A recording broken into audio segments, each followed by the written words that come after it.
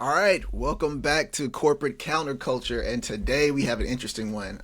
We are going to be talking about optimizing your morning routine. But first, let's go through introductions as usual. I am Bryan Taylor, and also we have, Brian Martins. yes, sir. And as I said before, we are Corporate Counterculture. So tell me about this optimizing your morning routine. I am a morning routine ritual guy, so I want to hear your thoughts because I can go on plenty of tangents about this. Um, it's difficult for me because I'm not a morning person at all, and so it takes a lot for me to kind of get going in the morning. And I'm not that guy that just sits there and jumps right into it, or gets out of bed and feet hit the floor and you're ready to go. That's not me. It takes me a while to kind of get into gear. So morning routines for me are almost non-existent. You know what I mean? Oh Like man. I just get done what I need to get done. I'm where I need to be when I need to be there. But outside of that, there's really not much else. Dang. Hey, but you're young, so you can afford that. You know what I mean? Yeah. Maybe I don't have kids yet. You know what I mean? And maybe that's the key differentiator. I think that once you have kids, it's out the Bro. window. Like you gotta True, go. true. That's one thing. But age, I'm telling you, at this age again, because we're talking in context for people listening. I'm in my 40s and Brian's early 30s, so like that 10-year difference, man. I could tell you, at this age, I have to have a morning routine. So I kind of got forced into it because I didn't have one until probably late 30s, and I have two kids. But man, my morning routine is pretty dialed in, dude. And this is if I go to bed on time. So Okay. Okay. so my morning routine is if I get to bed by 10, I usually wake up 4:30, close to 5. I can go to the gym for an hour. After that, it's 6 o'clock. I can stop by 7-Eleven. As you can see, I am a coffee junkie. So I can stop by 7-Eleven, get coffee. And the reason why I stop and get coffee is because I feel like I would make and drink coffee all day if I made it at home. I've tried it, and that's the only way I can actually slow down my coffee intake. So I don't get coffee every day, but probably 3 or 4 of the days. After that, I come home, I cut on the sprinklers, 15 minutes for the yard, I take out the trash, and then right around 6:20, I make sure the kids are up because then we have to leave by 7:10 for them to get to school on time, and then I try to get home by 8 o'clock to make sure that I can start work. So best case scenario between 8 and 8:30, I'm able to sit at my desk, start answering emails and things like that. But if I have a really good night of sleep before I go to the gym, because my body wakes me up, I can usually get some work done. And it'll be anything, whether it's just creatively something I want to do or just getting ahead of the day. I just check emails or things like that because I got one of those neighbors who one guy is he's I think he's LAPD, so he gets up super early, and then there's another guy who is in the fire department, so they're early risers too. And then we got an older guy, pretty cool older guy. He wakes up and whatever he does, I think he's a truck driver or something. Dude, 4 a.m. you start hearing jazz because he's got his car windows down, warming his car up. So That's hilarious. yeah. So you're going to wake up if you're a light sleeper like I am. So yeah, I try to, if I can get up, before I go to the gym, I will do some type of reading or like we talked about optimization and deep work and things like that as well. That's really, really interesting. I enjoy going to the gym. I just don't. It takes a lot for me to make it happen in the morning. I think that in your scenario, eventually I'll get there because of the whole like kid schedule thing, right? Yeah. So you have to be up, you have to make breakfast, get your kids ready, dressed, all that stuff before like you have a time to go. I'm really good about that. I got to be at the airport. You know, if I have a customer meeting, I got to be on the road or something like that. I'm perfect about being on time. I'm usually very early. I'm usually like 30 to an hour early, and so that aspect of things is difficult. I think the biggest thing for me is what you said in the beginning, which is a good night of sleep, and I think that's where I struggle the most. Is if I get a good night of sleep, I'm good to go in the morning, but ever since I was a kid, I've always fought my sleep. I've always fought the like desire to go to sleep. I Yeah, feel like I'm missing out on the day or something like that. Like I'm cutting my day short. for And so for sure. that reason, I'm a super late sleeper. But part of that too also helps me kind of like push and thrive in the afternoon. So it's interesting. The whole morning optimization thing is interesting. You know, there is also some people that will say that you have to really build your day to kind of like be as productive as possible. Is that if you're thrown off your game, are you like, if your routine doesn't go to plan, are you as productive throughout the day, or does that hurt your productivity on a day-to-day basis? It's like, how much of an impact does your morning routine have on what you can get done throughout the day? So honestly, it doesn't impact it at all, bro. Okay. It's for me. It's really just it's a mental health strategy. That's it. We're Okay. in sales, so it doesn't. You can plan your day perfect, and then you get that one customer call, that one internal call that will completely mess up your day. Right. So since I know that that's a possibility, I kind of fly by the seat of my pants, and I'm very flexible throughout the day.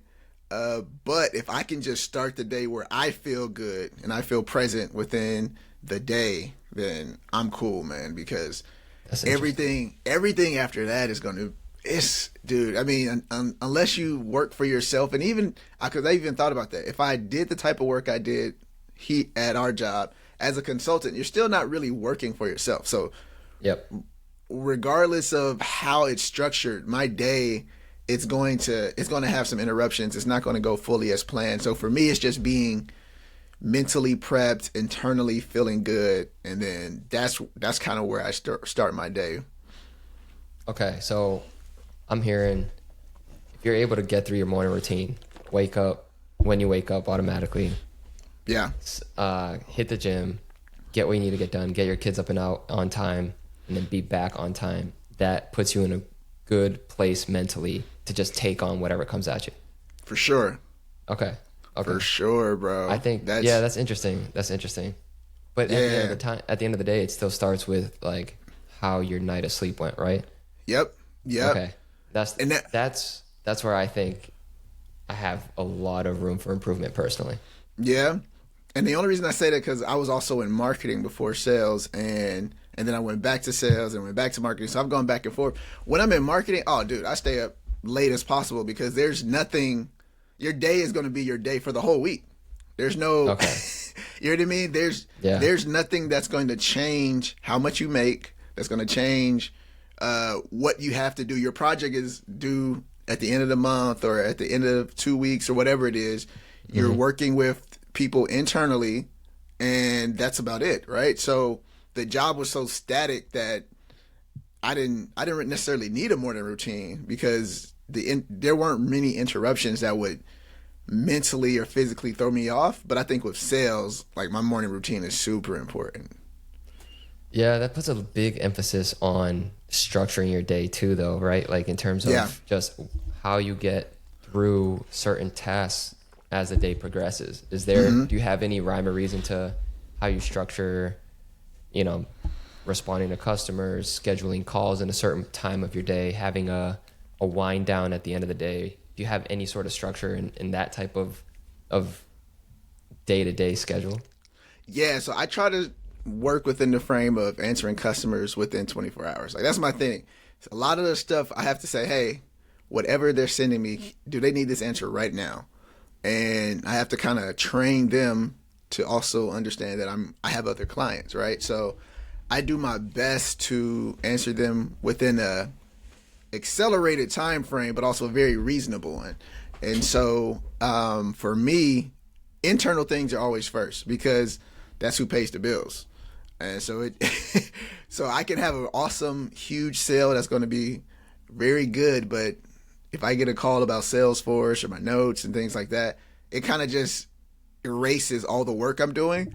So I make sure internal things are handled first. So I try to save my first 2 hours for explicitly just admin and stuff, dude. Like every Okay. day, Yeah. just to be able to catch up, just to make sure everything's where it needs to be. Even the things that you always have these fires or these flavors of the month. even those I try to take care of, just because you never know when it comes back around, because they always expect, at any job, they always expect you to honor whatever the flavor of the month is, regardless of how long it's a priority or not. So I just try to make sure I get that stuff done. Then I go through everything else. So that's when I deal with customers, because that's also what they're doing in the morning. They're handling their job internally first as well. So that's typically my thing. Yeah, that's a good way to put it. I mean, there are some people that will say that, you also don't want to start your day in a stressful environment.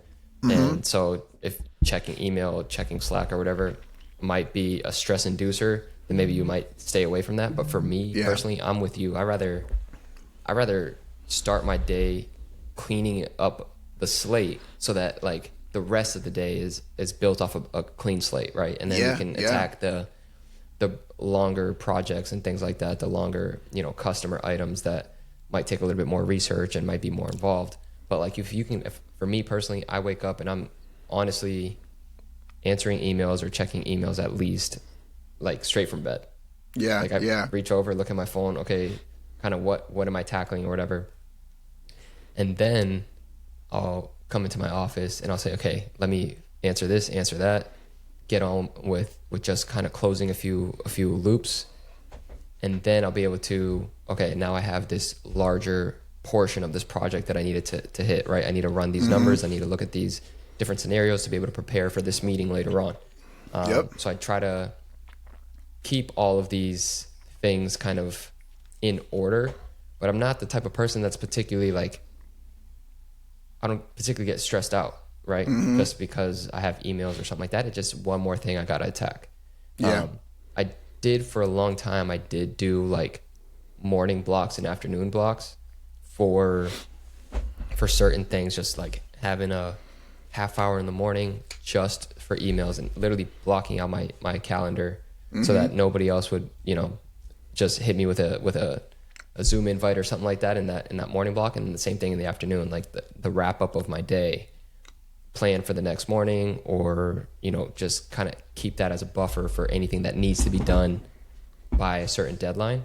For sure. For a long time, that was working pretty well. And I kind of like the idea of blocking and having, 2-hour blocks, 3-hour blocks for stuff that like is priority, because if it's not scheduled, then you can continue to push it off and push it off and push it off. So I think there's a lot of value to having that type of planning involved. I think sometimes if you are flying by the seat of your pants exclusively, then stuff gets lost, right? For sure. Like, things get disorganized. You drop the ball here and there, and sometimes you might be setting yourself up for getting a customer upset or something like that because you missed a detail here or there. Yeah. There's definitely value to that. Nah, I agree, man, because I learned this at UPS, and then again, it was affirmed when I went to a firm. But at UPS, bro, so in the structure where I was, they had vacation weeks. Like if you've been there for less than 5 years or something, you had 2 weeks vacation. 5 years, I think it was 3.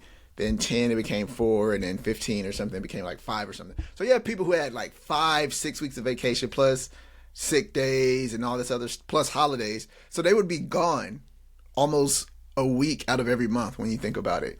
Yep. And the best advice I got was, I don't want to mess up the guy's name, but what he said was, would you rather have an angry boss or an angry customer? If it's an angry customer, then go work for the customer.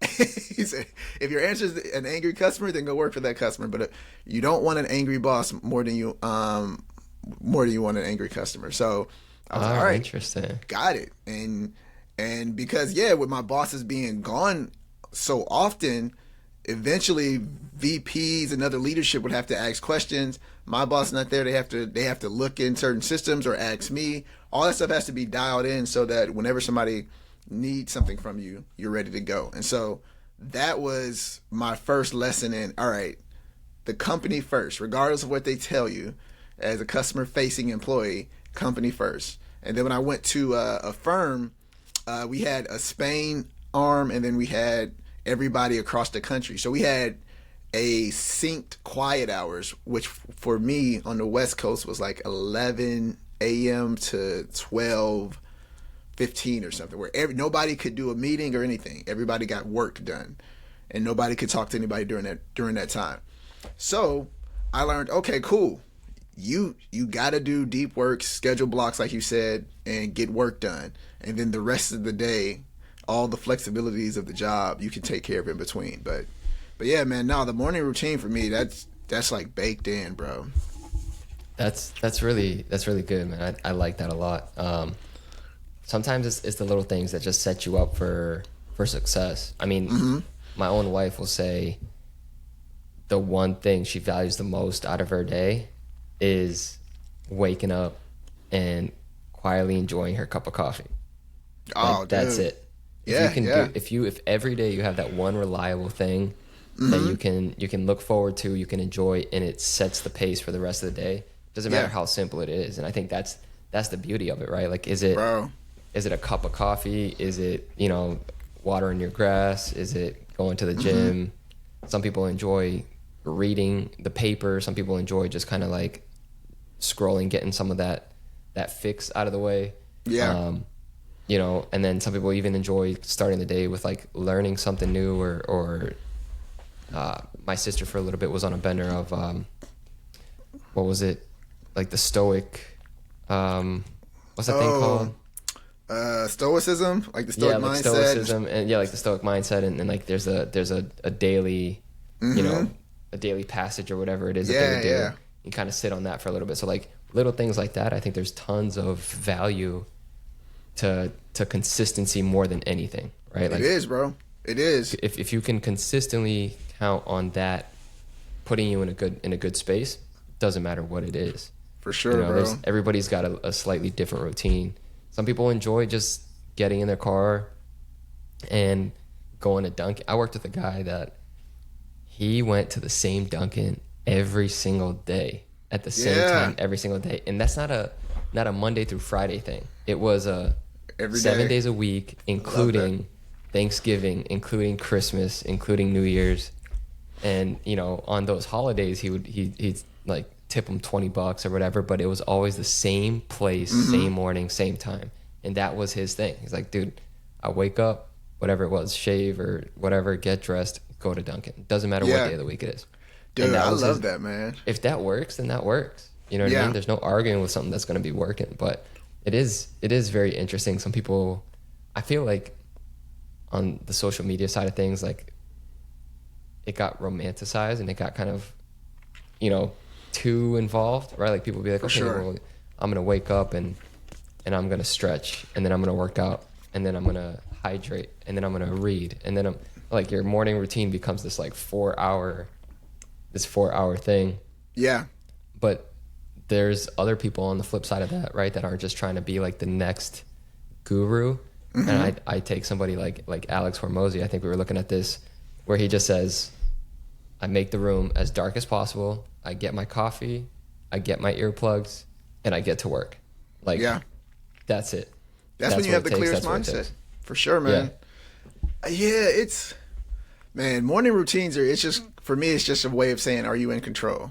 And that's where I like to just make sure that I'm in control, bro. That's how I look at it, because, it would be nice to do all those things. Stretch, meditate, read, go to the gym. And honestly, the reason why I hate that whole trend of it, but I do kind of appreciate it, is because I slightly appreciate it, just slightly, is because if I would have seen that type of content at 20, I probably could have set up life differently or took heed of things that may be more important to me that I didn't realize were necessarily important to me until I got to my late 30s, right?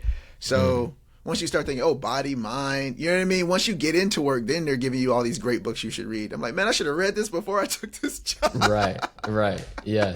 But then you know what I mean? So I think that getting that information earlier is a good thing. So that's the only reason where I kind of see some of this trendiness, and I'm like, okay, it's kind of cringe, but if if it helps a younger person, then I'm all for it. Because even when I go to the gym now and I see somebody, I'm like, man, this guy's ripped. Then you find out he's fucking 20, freaking 20, and you're like, oh, okay, you just look older than me. Yeah, but that's cool that's a though. kicker. It's Yeah. cool that the trend is go to the gym and this and that. So yeah, man, but it's super important, dude. How would you? I'll say this: what if you could? What would be your best case scenario dream morning routine? Like, let's say you're super rich, you made it, or you know what, you've hit quota 2 times over throughout the year, and it's March, and your boss is off for a week and a half because you hit quota twice over. Like, what would your morning routine look like? In my mind, I would like to Oh, get up and pause. Also, where location wise, where would this be? Let's go. Let's really dream. Nah, so like honestly, bro, I'm a simple human, man. Yeah? I'm a simple human. Yeah, like my wife and I, we take a lot of pride in the fact that we were able to build like a healthy home. Like it's just the two of us. We get along super great. We were friends before anything, and so like we enjoy each other. You know what I mean? So I'm with her in the sense of like, okay, sip coffee, whatever. If it were a perfect world and I'm chilling, Okay. I'm not necessarily waking up and working out. I'm probably like waking up, sipping coffee by the pool, like as the sun comes up. You know what I mean? Okay. Like, All dude, right. that's like, you know, my wife always calls it like putting a resort in your backyard, right? Yeah. If we're dreaming here and we're like, yo, best case scenario, I hit all my goals, this, that. If that becomes a reality, like I've made it. You know what I mean? Yeah. Like that's it. Like it's a simple. Some people want a lot. I don't want a lot. Like I'm not gonna be moving to Malibu and none of that. Like, dude, I like my house. I like my space. I like Florida. But waking up whenever you feel like it, that's the biggest thing for me. Waking up whenever you feel like it, getting downstairs, having coffee ready to go, going outside, enjoying the morning air, and sipping it outside by the pool. Like that is freaking priceless, dude. Priceless. Now, when I felt the best, probably like 3-4 years ago, was when like I really had a routine dialed in. I would wake up like closer to 8 o'clock, have coffee, go to work. After work, work out, come home, make dinner, and then like eat. But then part of what made my day so good was like my process going to sleep. I had a nighttime routine. So it was 20 minutes of stretching / meditation, then going into like, you know, really kind of getting into the zone of like winding down. And like I would sleep like a baby, dude. But it all started with that nighttime routine more than anything else. So I'm like a night owl in that sense. And so like the whole morning routine thing for me makes sense theoretically, but in practice it just doesn't come out. You know what I mean? Bro. Like even it's hard, bro. It's hard. But that would be the ideal scenario. Wake up whenever I wanted, have a hot cup of coffee by the pool, enjoying the sunrise. That's it. Nothing else. That's good. Okay, we're on the same page. I'm similar in that sense. Yeah. So if I'm rich, or if I made it, I'm living in Palm Springs. The reason why I like Palm Springs is because there aren't a bunch of 2-story houses, so you can see the mountain view very clear. So the panoramic view is always amazing. So go to Starbucks and I can drink a latte, a very sugary latte, because I'm in my dream now. So the health aspect is gone. I can drink a sweet latte. I want to bring it back to the house, barefoot in the grass next to the pool. I want to rent a dog. I don't want a dog. I want to be able to rent a dog on some social emotional stuff. Have the dog chill, and then we go for a walk. I drop the dog off, and then I start my day. That's exactly how I wanted my dream morning routine to be, bro. Morning routine. Dude, that's That's really interesting. Yeah. I think we got to take a deeper dive. You you you want the action of walking a dog, but you don't want the responsibility of being a full-time dog owner. Absolutely. I want to be a dog uncle. If there was a timeshare for animals, bro, A dog like uncle. if That's the somebody's first thinking time about I've ever heard that. a weird business, if there was a timeshare on animals, I would totally buy in because I love dogs. I have so much going on. I can't take care of a dog the way I would take care of a dog. And then it just becomes, now you're disappointing yourself. Now you're upset and then you overspend because you didn't spend appropriately or take care of them appropriately.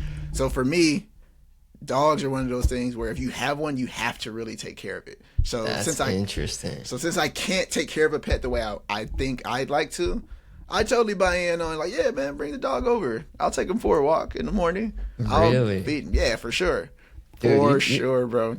That's a neighborhood dog walking business right there, dude. That's what I said. If schedule a new dog every day, and you Yeah. can have that right there.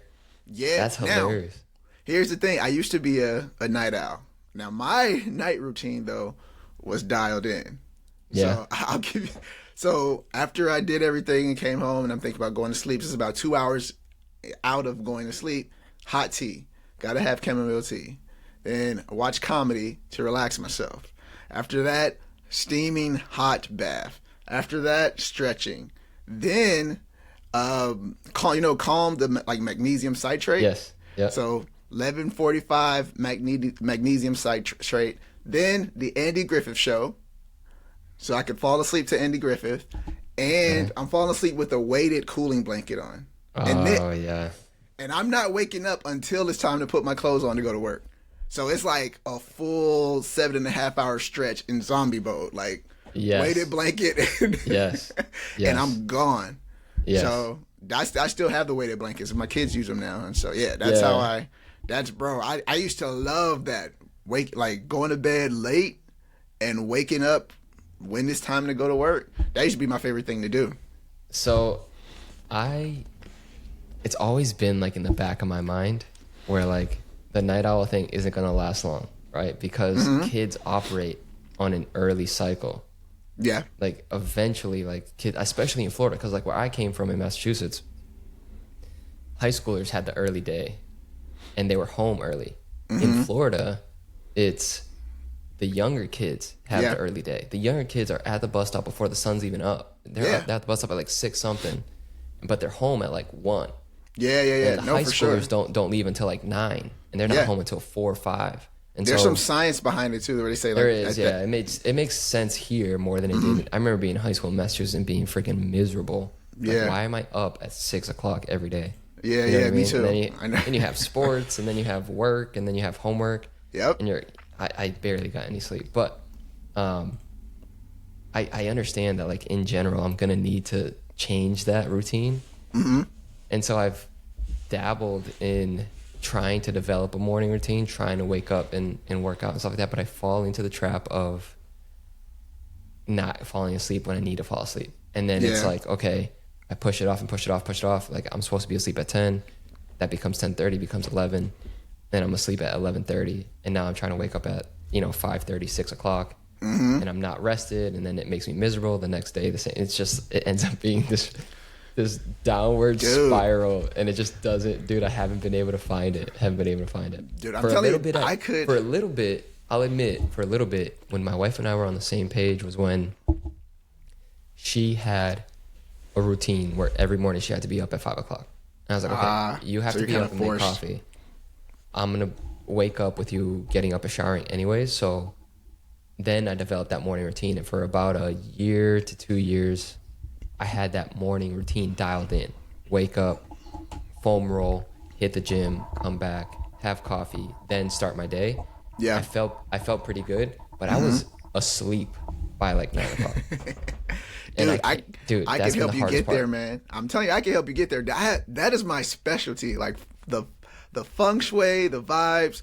Because I've had many strategies to go to sleep. When I was in a different place, I bought a walking treadmill and I put it on in our patio, and I would take the hot tea and walk on the treadmill, and had a little TV or watch some little YouTube, calm my body down.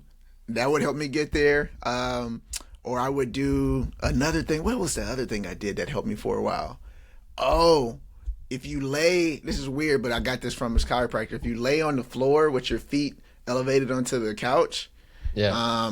and then, just deep breaths and do your meditation like that, for some reason, it would reset your body and would help me go to sleep That helps too. you fall asleep. That helps you fall asleep because there's something I think like Navy SEALs or somebody does that, where like it helps bring the blood flow, kind of helps lower your blood pressure or something like I don't know, but it makes total sense. And I mean, like this podcast started talking about morning routines and it just talked about it, and now we turn to morning and evening routines. But in general, I think that there's value in designing the ritual that works for you, For sure. right? Like For whatever sure. sets you up. So like if that is focusing on your nighttime routine so that you can get significant sleep and restful sleep, then great. If it is developing a morning routine and schedule that allows you to like kind of get your body going and get your mind going for work, that's great. Even if it's in the middle of your day and having certain blocks for certain tasks, that works too. But I think that the more so than anything else that we've said, maybe you'll agree to this, is just consistency, right? Like Consistency. if you do it once, it's not going to work. If you do it twice, it's not going to work. But if you are able to build that habit and build that consistency, then eventually it'll be second nature and you'll just thrive on that. Would you agree?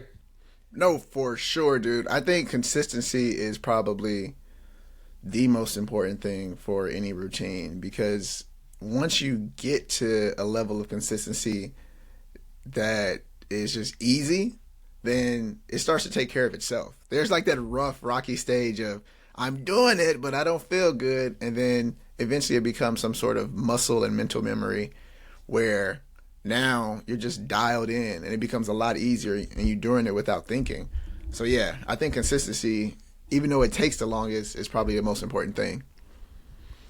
Yeah, and I would even, to anybody that might be interested in kind of developing this sort of thing, is playing around with it. There are people that have a lot of valuable information. I know I heard a podcast episode one time by Andrew Huberman that talked about kind of some of the stuff that builds on that, some of the stuff that helps. There's also another guy, I forget his name. I had a book about sleep, and it was on sleep training, right? And like building up that necessity to lay down and fall asleep quickly, and then also like being able to pinpoint what time of the day you need to fall asleep. And it really comes down to starving yourself of sleep, and your body is just like, okay, I can't take it anymore, boom, here I go. But in general, there's a lot of value also in just having that carry over into the weekend. So for some of the younger people that might not have kids or whatever, the partying and staying out late and all that stuff on Friday, Saturday, Sunday, that'll throw off your entire week. And I did that for a while through college, not the partying part, but like pulling all-nighters and stuff like that. And that by the time I was able to reset and get back into a routine was like Thursday. And then Friday I'm back at it because I used to work overnights, and I was just stay away from that as much as possible. Yeah, man. You got to get to sleep. You got to stay asleep. But those long nights will kill you. They're not effective as much as people like to think they are.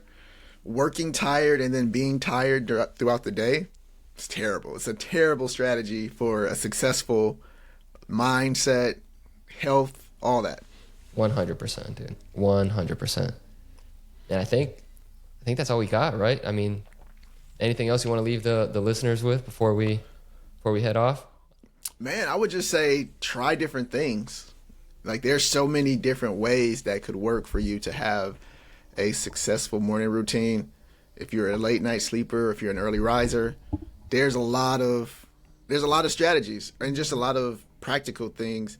But most importantly, do what works for you, do what's comfortable, and do what makes you have the best day. Set yourself up for success for your day by having some type of morning routine. Even if it's just as simple as getting up and watching the news. If that helps you, then yeah, man, do that. Be okay with it. Exactly. Yep. Do in Kevin Hart's words, do you boo-boo.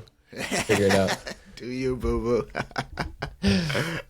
All right. So yeah, y'all let us know, man. Don't forget to like and subscribe, but let us know what you think is the best way to approach a morning routine. If you have any morning routine strategies or routines, just let us know in the comments.